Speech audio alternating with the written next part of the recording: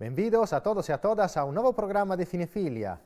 A semana pasada presentouse en Ourense o European Writers Club, una iniciativa con respiro internacional que chegará a Ourense a finais de maio.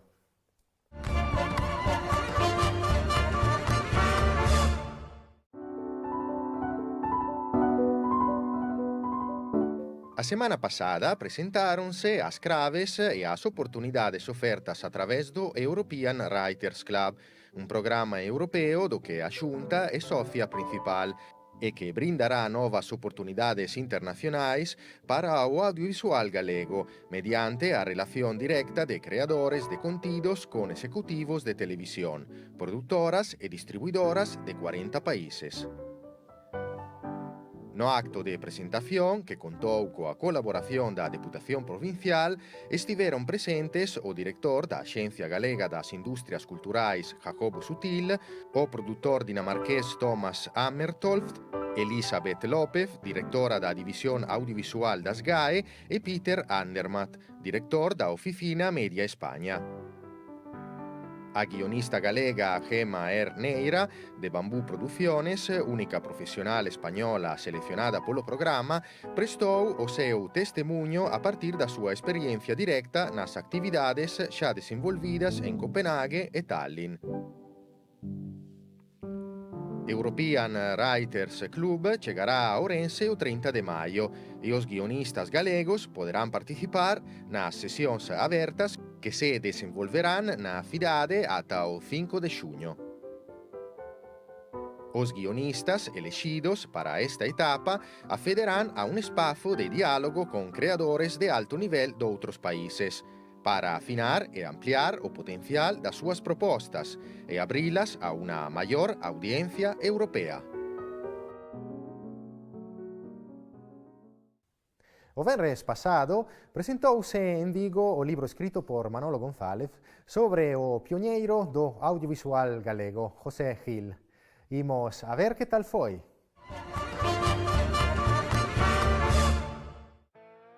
O venres pasado presentouse na Casa do Libro de Vigo o ensaio biográfico Nos días encantados de agosto sobre José Gil, un dos pioneiros do audiovisual galego.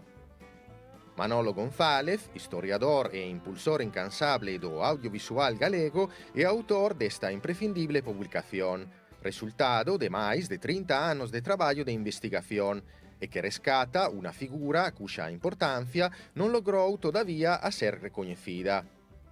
É reivindicar un director, productor, camarógrafo, o primeiro profesional que tivo cine en Galicia, nos anos 10, fixo alrededor de 155, 56 películas durante casi 30 anos e montou 3 produtoras. Entón, digamos, é unha referencia para qualquer persona que asica audiovisual, ter alguén que no que mirarse, é dicir, tanto os que traballan detrás coa cámara, os que montan, os que editan, os que producen, os que dirixen, non?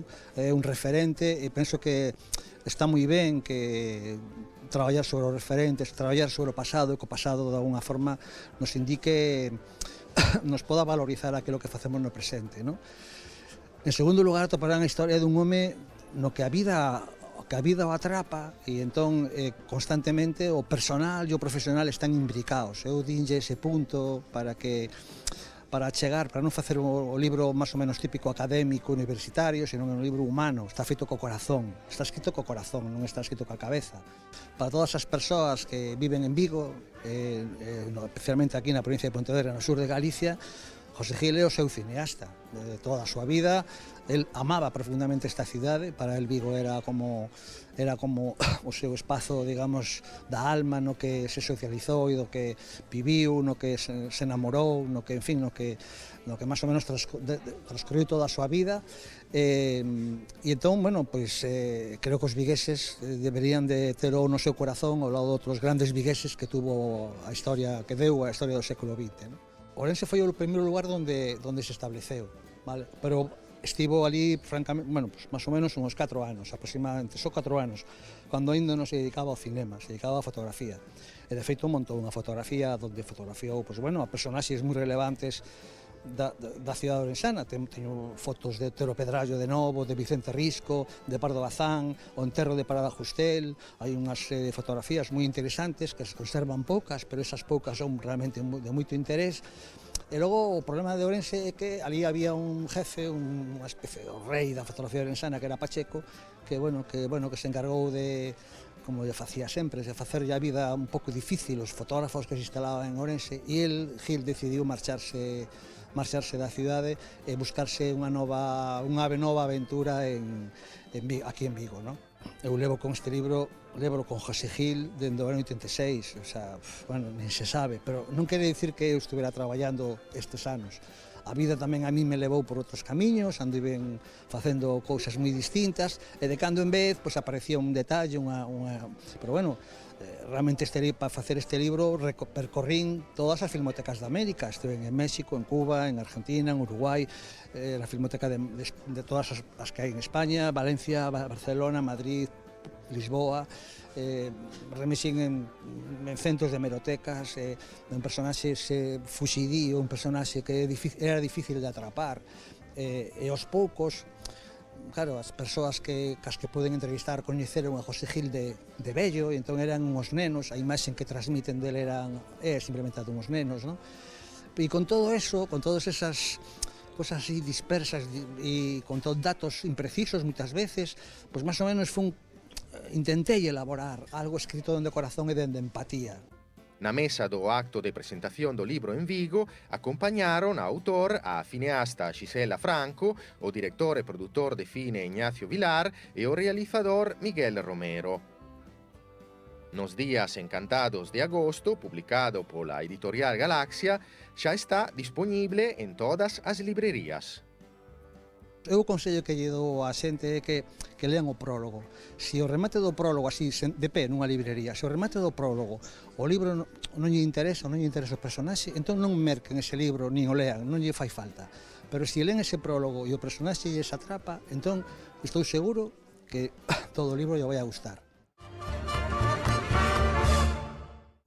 Voltamos aquí ao plató de Cinefilia. Hoxe temos o prazer de ter connosco o director e guionista Nacho Zores. Que tal, Nacho? Benvido a Cinefilia. Boas, que tal? Encantado de estar por aquí. Que ademais traes novidades sobre o teu novo proxecto que acabas de participar no Conecta Plus, que é esa actividade magnífica que organiza CREA todos os anos, esa posibilidade de poñer en contacto creadores con produtoras. Que tal? Contanos un pouco sobre o teu novo proxecto e sobre a experiencia no Conecta Plus tamén. Pois este novo proxecto é un proxecto de largometraxe, de longametraxe, que se chama A idea dun fillo, que quere falar un pouco da importancia do proceso de decisión a hora de escoller ter fillos ou non. A través dunha parella que protagoniza Iván, que é un actor que todavía non pode vivir de interpretación, que vive co súa moza Eva, que ela está no momento vital de querer ter fillos, pero el non quere saber nada diso. E a peli fala un pouco deso, de que ter fillos implica moitas cosas, pero non telos tamén. E a verdade que foi unha experiencia moi bonita, estar no Conecta Plus, que poder defender ese proxecto e colaborar e falar con distintas produtoras, amosalo, recibimos moi bo feedback e a verdade que estivo moi ben organizado por parte de CREA, e o bonito é tamén que nos seleccionaron agora no Conecta Lab, que é algo novo que se fai este ano tamén da mao de CREA, que consiste en irnos 10 días á Illa de San Simón, 6 proxectos seleccionados a desarrollar ali o proxecto con titores profesionais e moi contento por iso. E a ver se poderemos achegarnos nós tamén como Cinefilia aí para ver documentar esa iniciativa maravillosa que fixeron por primeira vez este ano CREA en la illa de San Simón. Sí, ojalá. E con respecto aos teus proxectos anteriores, ti fixeches xa curtametraxes, fálanos de O que medra por dentro, foi a túa primeira, como surxiu a idea desa curtametraxe, que ademais recibiu un premio aquí en Ourense no OUF, e a seguinte tamén, pero empezamos coa primeira. Pois sí, a verdad que o premio foi moi bonito porque foi a mellor actor para Jaime Olías, que teño moito cariño tanto el como o proxecto en sí. Sí, e a verdade é que fai un papelón, Sí, e sobre todo digo porque nace un pouco a idea do proxecto por querer facer algo con el, porque eu coñecín mentre rodábamos ao final do camiño, aquí xa fai uns cuantos anos, a verdade que fixemos moi boas migas e falamos moito de cine, tiñamos como así unha relación moi cinéfila, no? E queríamos facer algo xuntos. E eu quería falar tamén en toda a problemática dos incendios forestais que se están a vir aquí en Galicia, e foi como que se uniu este proxecto que quería falar coa súa fisicidade, que era un pouco de ser de ecoloxista, este rapaz co pelo rubio, longo, intentei aunar esos dous conceptos e xurdiu o que me dera por dentro, que xurde un pouco desa necesidade de querer falar dos incendios forestais e a verdade que foi un proxecto moi bonito que disfrutei moito e que aí está, foron 3 días de rodaxe na costa de Lugo e fala diso, de Cris, que é un ecoloxista medioambiental que adícase a plantar árboles no bosque, de Rosso, Xavier Deive, que é un incendiario que planta lumes no bosque. E a curta vai do conflito entre os dous no momento en que está a piques de estoupar o incendio por parte de Rosso, de Xavier, e Cris, pois, para os pés de alguna maneira, non? Sí, hay un desenlace muy duro que no venimos a desvelar, que si los espectadores quieren ver a tu cortometraje. Mientras hizo pase a segunda, ¿no? También ganó un premio aquí no OUF, mejor actor. También a Denis, sí. También. Eres buen director de actor también. Bueno, a verdad, quedé muy contento precisamente de esos premios, obviamente por eles, pero como hay como algo que sientes como que algo fixeches ben, non? Porque é algo que me gusta moito, o tema da dirección de actores, no que gustame seguir profundizando, sobre todo tamén, tanto no primeiro proxecto como no segundo, a hora de tratar a realización, de como queres transmitir as cousas ao espectador, ter en conta iso para dirixir os actores, sabes? Irte sempre á esencia, ao mínimo, se podes contalo con menos planos, que non lle distraiga ao actor e poder contalo, pois, como neste caso, mentre iso pasa, que é un único plano secuencia, no que o espectador pode conectar con el directamente e o actor non rompe a emoción, está sempre metido nese papel, non por o alarde de facer o plano secuencia per se, sino porque creía que era necesario para que o espectador conectase co que lle está pasando a Nico, que é o personaxe, ¿no? Sí, pero bueno, consigues igualmente tamén grazas á actuación do protagonista que o cortometraxe teña ritmo e enganche, ¿no? Cantas tomas fixeches para conseguir a perfecto? En plano secuencia es esto, te quero darlo de principio ata o final sin cortes de montaxe, entón... Pois aí, recordo, fixemos 10 tomas, previamente ensayamos días previos, non? Con Denis, pero quedámonos coa toma 6, recordo ben. Foi como a toma 6 tiña algo aí, non era perfecta, pero conectabas moito o que lle estaba pasando el, e iso é mérito de Denis, por suposto, que se empapou do que era o trastorno obsesivo compulsivo, non? Que é o do que vai a curta, e gracias a como se meteu no papel, creo que o espectador conecta moito co que lle está pasando na súa cabeza, non? Estamos falando de máis profesionais do audiovisual, non? Falamos, en ese caso, de dirección, de actor, tamén, nos lo dicimos sempre en Cinefilia, que o cine é un arte colectivo, que as outras figuras do audiovisual son moi importantes, non? E ti traballaches en moitos proxectos galegos, moi importantes, tanto en serie como en longametraxes de ficción, documentais, como axudante de dirección, auxiliar de dirección. E é o que quería preguntarche, ¿no? Tamén, porque tivemos aquí hai unha semana en Ourense as xornadas de cine, ¿no? Celebraron 50 anos. E ali houve Carlos Piñeiro, un dos pioneiros do cinema galego, que decía que as primeiras curtametraxes que se facían en Galicia se montaban con os amigos, entón se xuntaban os amigos e el decía, ti faz axudante de dirección. E decía, pero que fai a axudante de dirección? Nada, botarme un cable, se fago algo mal, pues me comentarás. Eu creo que os espectadores necesitan saber, ¿no? Que fai un axudante de dirección, ¿no? Un auxiliar de dirección? Pois depende un pouco o proxecto. Eu traballei no equipo de dirección de primeiro axudante, de segundo axudante, de auxiliar en distintos proxectos, ¿no? Depende que tipo de proxecto sea, se é unha serie, un documental ou unha longametraxe, depende que o que faz, pero en sí, per se, é organizar o guión, neste caso, organizar a rodaxe. unha planificación, ti tes que facer un plan de rodaxe en acorde ás secuencias que se van a rodar, dos actores que haxa, coordinar todo eso xunto co equipo de produción para que saia da menor maneira posible, no tempo que se preciso que dan para rodar, no? E que haxa unha xestión do tempo adecuada. En sí, eres como, depende do posto no que estés, no? Pero segundo ou primeiro axudante, eres como o nexo de unión entre o director xunto co resto de departamentos. Tens que facer como unha especie de filtro, non? Para comunicar de todo o que o director quere ao resto de departamentos implicados na rodaxe.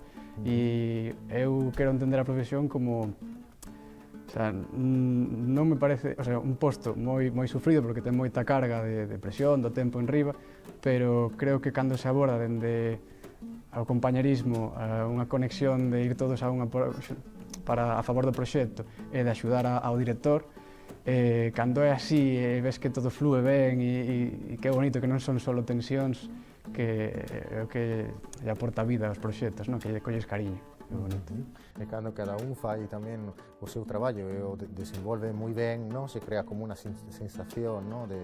Casi de estar en unha orquestra, non? Cando cada uno toca a súa nota e o que se crea unha armonía perfecta. Cando flúe perfecto é como, wow, que ben, que ben. Cando é así. Claro, aí está ese traballo previo que hai que facer en preproducción, da planificación, organización, comunicación e ao final a execución, que é o que todo se busca, a rodaxe perfecta, non? Bueno, perfecta non, pero que vaya ben. Sí, que saia adiante. Que saia adiante, que non é pouco. E podes contar alguna anécdota de algún desas situacións no que traballaches de axudante de dirección, de auxiliar? Pois, agora pillasme en branco. Anécdota... Mira, pois contoche unha que porque foi moi bonita e sentina moi ben. Foi nos primeiros proxectos que estiven de auxiliar de dirección. Xa era o primeiro proxecto profesional que facía, fora das prácticas, non? Estaba nunha serie que era Vivir sin permiso, que rodábamos por a Illa de Arousa. E claro, tocaba che dar, a mí nese momento, díxome o meu xefe, o primeiro axudante, tens que darlle unha marca a Luis Zaera e a José Coronado, que teñen que vir dende ali ao fondo, cando che diga por walkie, tens que dar ese paso, non? Entón, recordo estar, ese rapaz ilusionado que facía 2 anos que salía da escola, estar ali agochado detrás dunhas rochas con eles dous ali que estaban nerviosos, non? E medio ensangrentados polo personaxe, e eu aí coa mao, como que emocioneime nese momento, dixo, estás dando a marca a Luis Zaera e a José Coronado, ti aquí, e foi como, que bonito. Entón, recordo eso como que merece a pena, non só por estar con estas figuras, disfrutar do seu traballo, sino porque facer cine é algo bonito e bueno, eso sempre o teño aí, o recordo ese momento de, joder, que guai. E sigues mantendo esa pasión, porque se te nota tamén, non? Sí, sobre todo, eu sempre digo que o mellor e o peor desta profesión é a xente, porque é así, hai maravillas de persoas e xente que, bueno, pero como en todos os sitios, non? Pero esta, cando atopas un equipo de traballo co que te sintes a gusto, porque ao final, claro, por proxectos van mudando, non? Tens que facer sinerxias con cada proxecto. E cando das con xente, tanto equipo artístico como técnico, que suma, que non sei, dache ganas de ir a traballar, non? E que vas feliz, e aporta cousas boas, e ti estás aí tentando tamén levantar o proxecto, que vamos todos a unha, é como fermoso, tío, estás facendo unha peli. Sí. Unha das túas pasións tamén é a escritura, de feito na túa página web, tes colgado tamén algún relato breve, e esa pasión surxiu co tempo ou sempre naciches con ela? Pois, pola escritura en sí sempre me gustou, pero sí que é certo que primeiro viu o guión, non a literatura en sí. Entonces, a raíz de escribir os proxectos, non? E de querer escribirse a longametraxes e demais, sí que hai un factor de, claro, facer as cousas que escribes implica tempo, cartos, esforzo de moita xente, hai que levantalo ao final. Esta outra faceta de escribir relatos cortos ou outro tipo de narrativa, que es ti como escritor, que non é de cara a facer unha longa, unha película, algo audiovisual, é porque non tes límites, eres ti co papel, intentar transmitir o que estás sentindo a ese lector, non? E é simplemente eso, escribir, non tes ningún límite máis. E é como unha maneira de sair un pouco das limitacións que ten o guión e o audiovisual, porque ao final xa está, en plan, ti escribes e o tes, xa podes compartir, outro tarda máis. Pois sí. Bueno, non temos máis tempo a disposición, pero sí que vou facerche unha última pregunta. Queres recomendar alguna serie ou alguna película en especial aos espectadores de Cinefilia? Pois vou recomendar unha película que a mí me gusta moito, que se chama Sin amor, Loveless, que é do director ruso Andrei Svyagintsev, que todo o que fai ese home é espectacular, como roda, a maneira que ten tamén de dirixir os actores, moi recomendable. Loveless, recomendo. Pois E eso. Pois xa voltarás aquí outra vez máis, a ver se nos vemos aí na illa de San Simón, no, Ojalá que sí, no laboratorio de CREA, e nada, moita sorte, de verdade. Xa sabes que tes outra casa aquí no plató de Cinefilia, cando tes novidades sobre o teu novo filme, pois aquí estamos para escoitarte. Graciñas por traerme aquí, encantado. Grazas.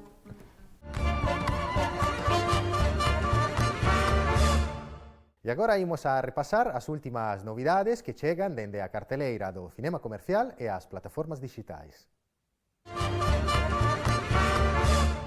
¿Y tú qué? ¿Perdón? Si pudieras ir a cualquier sitio del mundo, ¿dónde irías? Siempre quise ser parte de algo grande.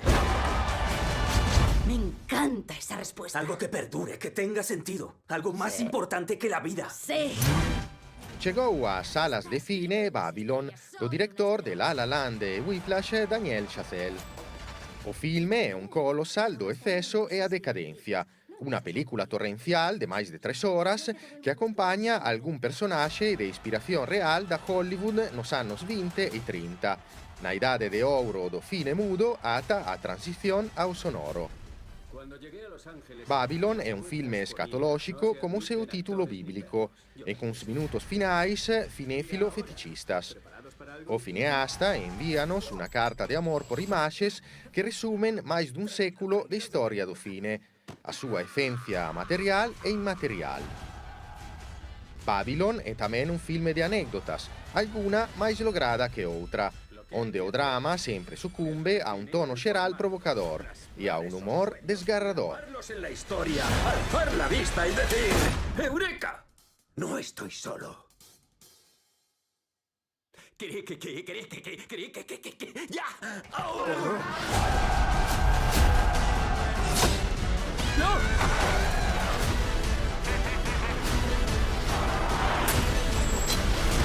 Me he metido en un lío, Manny.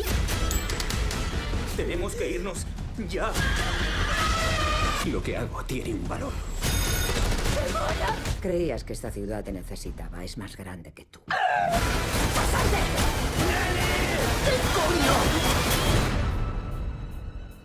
Es el lugar más mágico del mundo.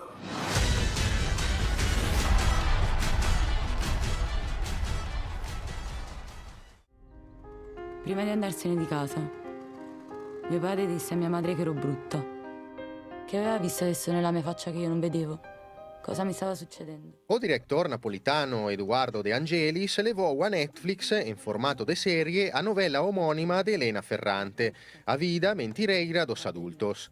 En 6 capítulos, o director intenta facer confluir nunha única paisaxe cores distintos, a luz e a oscuridade, a decadencia e a resistencia dunha cidade que se nega a ser moderna.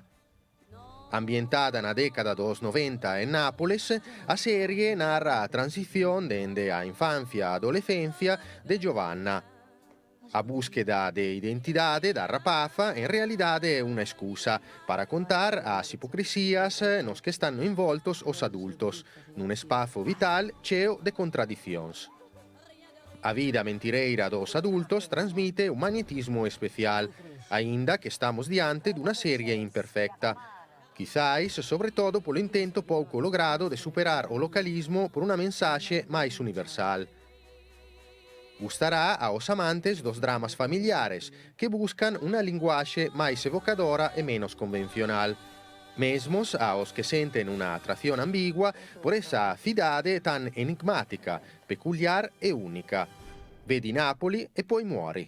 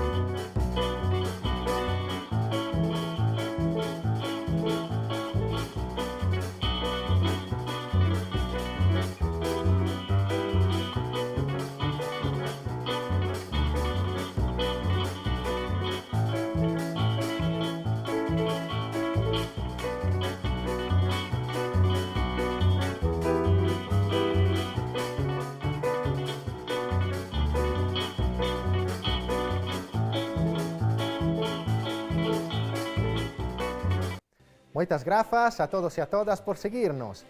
Vémonos a semana que ven, aquí en Telemiño. Mientras tanto, como sempre, buone visioni!